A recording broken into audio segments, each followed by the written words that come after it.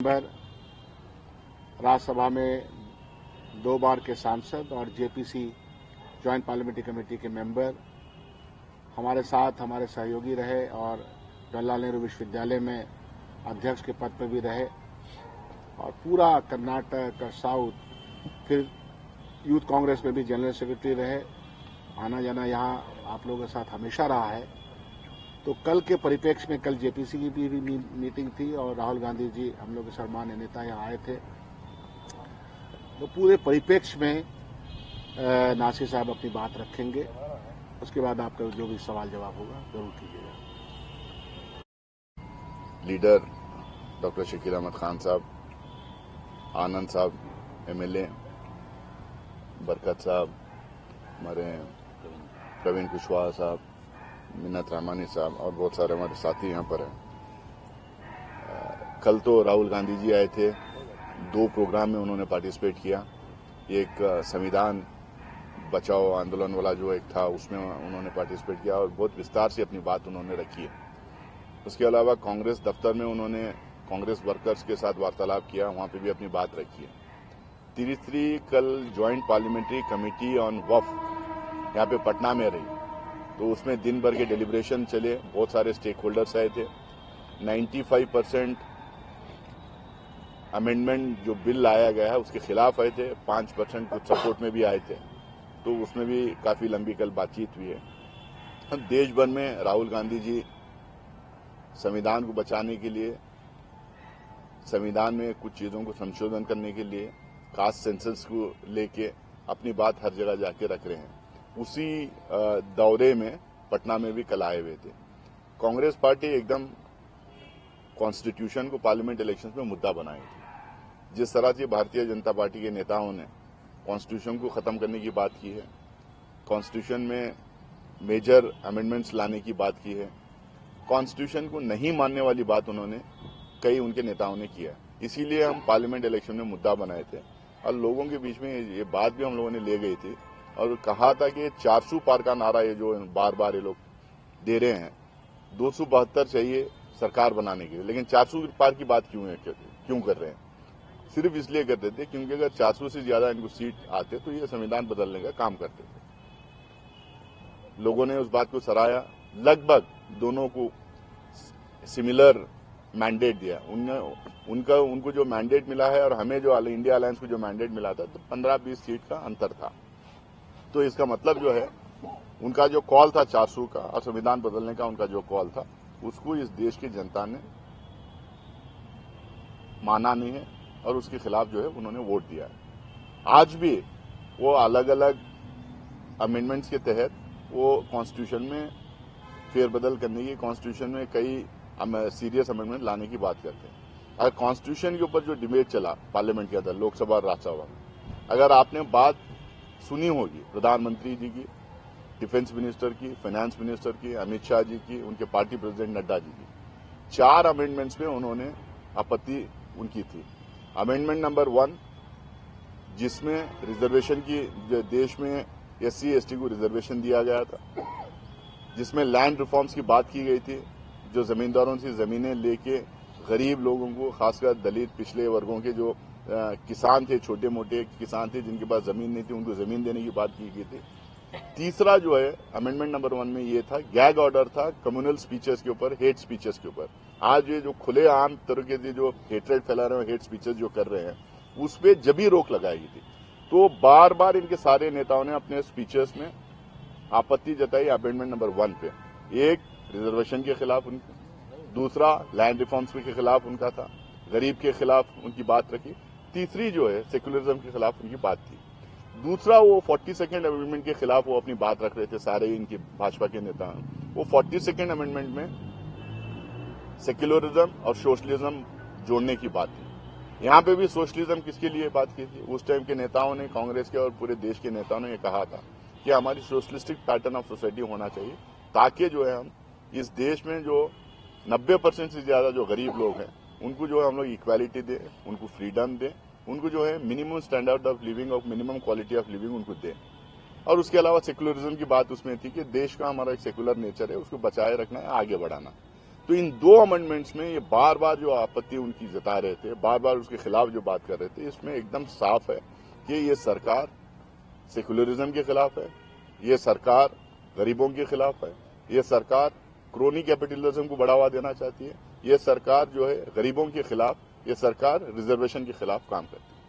हम अब कॉल दिए हैं कास्ट सेंसस पूरे देश भर में होना चाहिए, पूरे देश में ये पता चलना चाहिए छोटे छोटे जातियां हैं, बड़े बड़े जातियां हैं, किस किस समुदाय के पास क्या क्या पिछले 75 साल में जो हिंदुस्तान में जो डेवलपमेंट हुआ, जो तरक्की हुई है, उसमें किसको क्या क्या मिला है, किसको जमीन मिली है, किसके घर में नौकरियां आए हैं, किसके घर में तरक्की आई है, किसके घर में लोग डिग्रियां, double degree, graduation, post graduation या पीएचडी किए हैं, किसके घर में बिल्कुल इल्म नहीं है।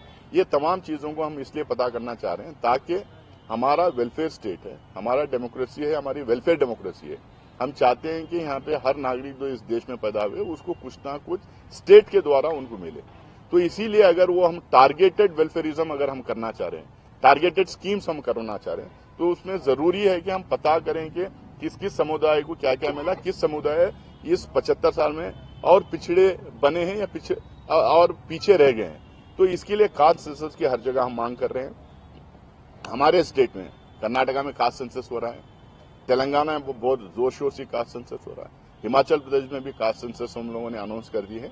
हमारे अलायंस पार्टनर्स जहां जहां हैं वहां पे भी हम लोगों ने, झारखंड और तमिलनाडु में भी हम लोगों ने बात रखी है कि कास्ट सेंसस शुरू होना चाहिए।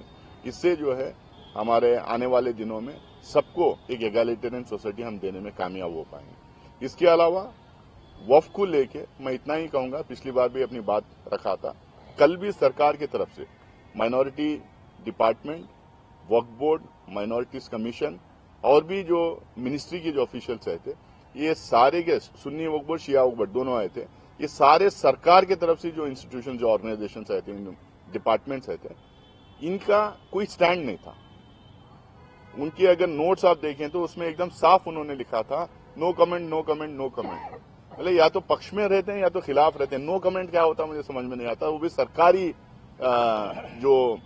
सरकारी जो रिपोर्ट देते हैं, उनका जो प्रेजेंटेशन होते हैं, उसमें नो कमेंट्स क्या होता है मुझे समझ में नहीं आया। तो यहाँ हम पिछली बार भी मैंने पटना में बोला था, नीतीश कुमार जी को, जेडीयू की सरकार को स्टैंड लेना है कि वो वक्फ अमेंडमेंट बिल के पक्ष में है या खिलाफ में है। एकदम क्लियर स्टैंड उसमें होना चाहिए। जैसा कांग्रेस पार्टी ने एकदम क्लियर स्टैंड ली है कि 1995 में वक्फ बिल आई थी, 2013 में अमेंडमेंट आई थी।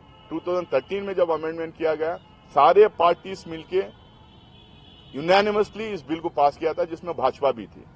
2019 के इलेक्शन में भाजपा अपनी मैनिफेस्टो में उन्होंने डाला था कि रहमान खान कमेटी रिपोर्ट जो है वक्फ के ऊपर, उसको टोटली लागू करेंगे करके।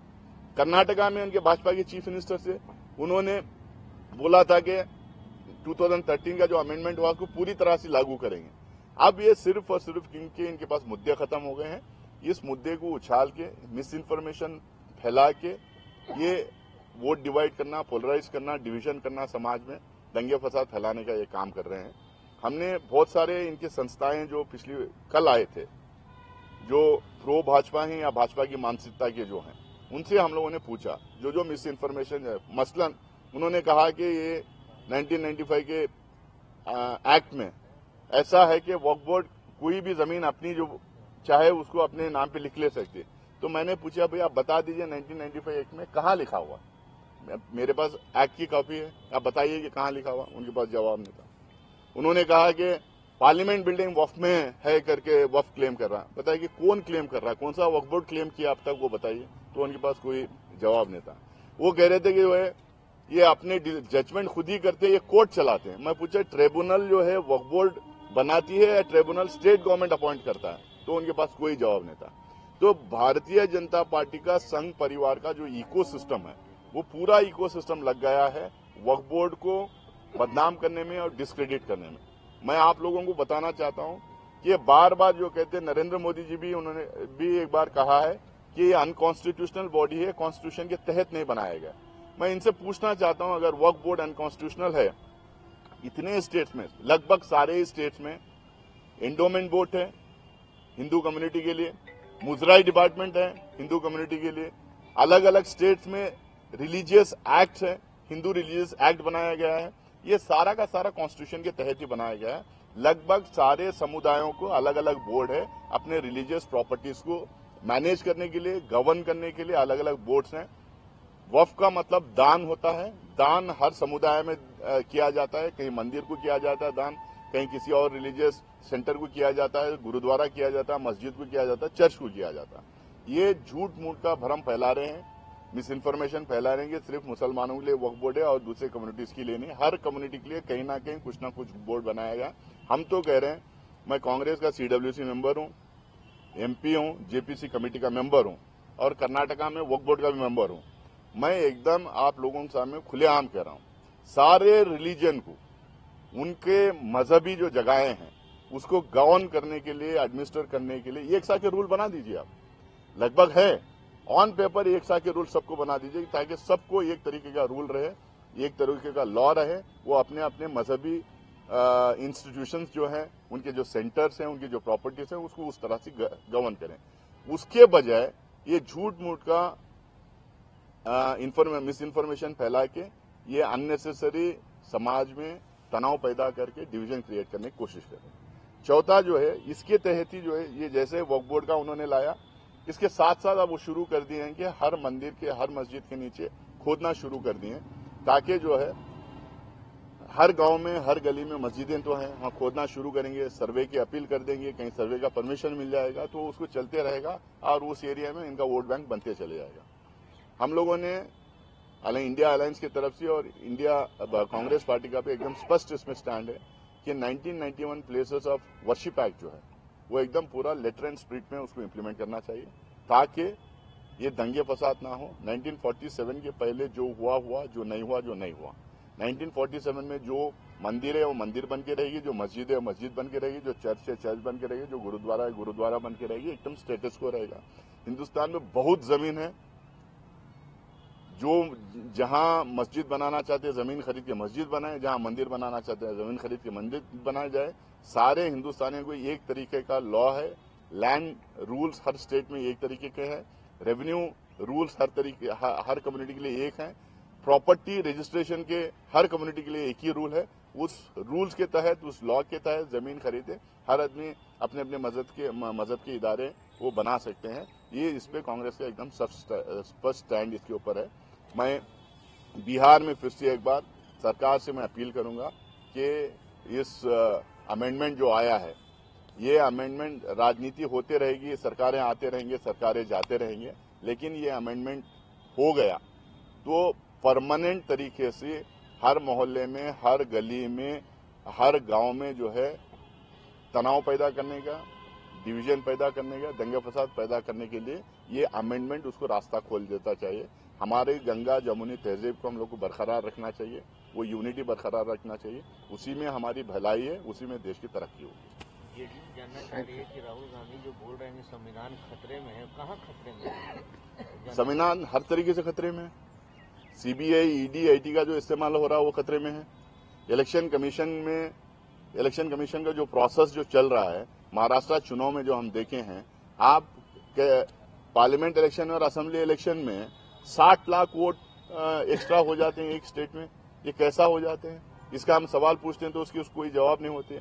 इलेक्शन जिस दिन होता है उस दिन शाम में 5 बजे एक परसेंटेज वोटिंग परसेंटेज आता है, रात के 12 बजे एक आता है, अगले दिन एक आता है, काउंटिंग दिन दूसरा आ जाता है फिर तो। और माल प्रैक्टिस इतना जो हो रहा था, इतना जो सोशल मीडिया में कम्युनल कंटेंट जो पुश हो रहा था, इतने जो वायलेशंस हो रहे थे इलेक्शन कमीशन में, इतने हम लोग पिटिशंस फाइल किए लेकिन उसकी कोई सुनवाई नहीं होती। तो ये जो कॉम्प्रोमाइजिंग ऑफ एजेंसीज हैं, ये संविधान खतरे में नहीं है। पार्लियामेंट में बोलने नहीं दिया जाता, संविधान खतरे में नहीं है। सेडिशन केसेस लगाए जाते हैं, संविधान खतरे में नहीं है। जर्नलिस्ट को, आप लोगों को, कोई आपके कितने मित्र अंदर हैं पता है आप लोगों को, अलग अलग स्टेट में, जो आप लोगों के खिलाफ जो उनका लाइन टो नहीं करते उनको अंदर किया जाता है। ये संविधान खतरे में नहीं है। बोलने की आजादी नहीं दी जाती, संविधान खतरे में नहीं है। इलेक्ट्रोल बॉन्ड्स में पैसा डरा धमका के बिजनेस हाउसेस को ब्लैकमेल करके सुबह में रेड हो जाता है, शाम में इलेक्ट्रोल बॉन्ड्स में पैसा इकट्ठा हो जाते हैं, अगले दिन रेड खत्म हो जाता है।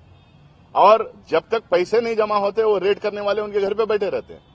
समन्स भेजते हैं, पैसे इलेक्ट्रोल बॉन्ड्स में इकट्ठा होते हैं, फिर और उनका समन्स वापस लिया जाता है।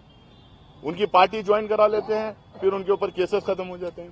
पीएम केस में पैसे जमा होते हैं, फिर उनके ये खत्म हो जाते हैं। तो ये सब संविधान के विरुद्ध ही तो काम हो रहा है। और जो इनके नेता हैं जो लगातार बोल रहे हैं कि रिजर्वेशन खत्म होना चाहिए, फलानी कम्युनिटी के वोटिंग राइट्स खत्म होना चाहिए, सेकेंड ग्रेड सिटीजन करने का ऐलान जो होता है, पूछा जाता है कि भाई आप हिंदुस्तान में कब आए, कौन सी जात कौन सी जमात वाले क्या है, ये सब जो हो रहा है संविधान के विरुद्ध ही काम हो रहा है। संविधान को जो है लेटर एंड स्पिरिट को इम्प्लीमेंट करना है।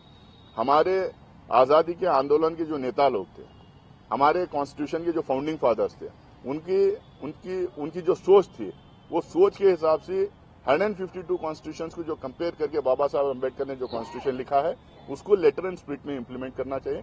किसी भी तरह से उसको हम डाइल्यूट होने नहीं देंगे। ये क्यों डाइल्यूट करना चाह रहे हैं आप लोगों को पता है। 1950 में इन्होंने माना नहीं कॉन्स्टिट्यूशन को, तिरंगा को माना नहीं, अशोक चक्रा को इन्होंने माना नहीं, नेशनल एंथम को इन्होंने माना नहीं, इन्होंने किसी भी चीज को माना नहीं। ये वो लोग हैं जो रामलीला मैदान ग्राउंड में जब कॉन्स्टिट्यूशन अडॉप्ट हो रहा था तो इंडियन कॉन्स्टिट्यूशन को जलाए थे लोग। 52 साल तक अपने हेडक्वार्टर्स में तिरंगा नहीं फहराए थे लोग। तो ये लोग ये कहते हैं कि आजादी 1947 में नहीं मिली, 2014 में मिली, कुछ तो अब और कुछ कह रहे हैं और आगे बढ़ा दिए हैं डेट को। तो आजादी 2014 में नहीं मिली तो वाजपेयी किस देश के प्रधानमंत्री थे? हिंदुस्तान के थे, किसी और देश के प्रधानमंत्री बने थे? मुझे तो समझ में नहीं आता। तो ये इनकी जो है ना आजादी को मानेंगे, ना कॉन्स्टिट्यूशन को ना मानेंगे, ना देश की सभ्यता को मानेंगे, ना गंगा जमुनी तहजीब को मानेंगे। इनका एक अलग दुनिया में ये रहते हैं। इसीलिए हम कहते हैं कि इन लोगों से हमारे पूरे डेमोक्रेटिक ढांचे पे खतरा है, हमारे कॉन्स्टिट्यूशन पे खतरा है, डेमोक्रेसी के लिए ही खतरा है। दिल्ली चुनाव में क्या कहेंगे? फाइट किसके बीच में है? दिल्ली चुनाव में 3 कॉर्नर फाइट है। एक पार्टी सत्ता में है, एक पार्टी विपक्ष में है। हम लोग भी वहां पे 15 साल शासन किए। दिल्ली का फेस बदला, दिल्ली को वर्ल्ड मैप में हम लोगों ने डाले, इंटरनेशनल सिटी बनाए। हमारे टाइम पे fastest growing city in India थी, आज वो 5th या 6th नंबर पे शायद चले गई है। तो हम घर घर जा रहे हैं, गांव-गांव जा रहे हैं, घर घर जा रहे हैं और गली गली जाके हम लोग याद दिला रहे हैं शीला दीक्षित जी के 15 साल, जो कांग्रेस के 15 साल का शासनकाल जो था उसको याद दिला रहे हैं। उसके दम पे हम लोग वोट मांग रहे हैं। किसी ने एक दिन डिबेट में मुझे बीजेपी वाले दावा कर रहे थे वो जीतेंगे। मैं बोला कि आप जीत भी सकते हैं, महाराष्ट्र के जैसा आपके वोटिंग परसेंटेज अगर बदल देंगे तो जीत सकते हैं। आपके अगर पार्लियामेंट इलेक्शन से अब अगर वहां 40-50 लाख वोट बढ़ गए होंगे तो जीत सकते हैं आप। इस तरीके के मैनिपुलेशन से तो भाजपा जीत सकती है। लेकिन हमारा मानना ये है कि 10 साल का एंटी इनकम्बेंसी आम आदमी पार्टी का भी है। उन्होंने भी बहुत सारे वायदे किए थे।